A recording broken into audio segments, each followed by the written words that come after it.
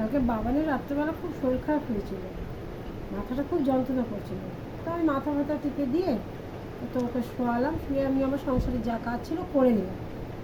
তোর বাবা আসতো রাত্রেবেলার, বাবাকে খেতে দিলাম। তো বাবাকে বললাম ছেলেটার শরীরটা ভালো না, বলছে কী হয়েছে, বলছি মাথাটা খুব যন্ত্রণা করছে।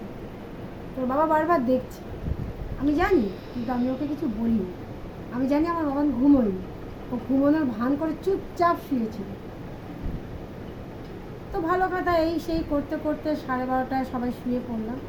তো ও না এপাশ ওপাশ এপাশ ওপাশ করে আছে। আমি একটু মোবাইলটা দেখছিলাম যে আমার কত রিচ হয়েছে, কত ভিউয়ার্স হয়েছে। তো লাস্টে দেখছে মা তো পাত্তা দিচ্ছে না, বাবাও পাত্তা দিচ্ছে না। তো তারপরে ও কু কু করে আওয়াজ করতে লাগলো মাথায় হাত দিয়ে।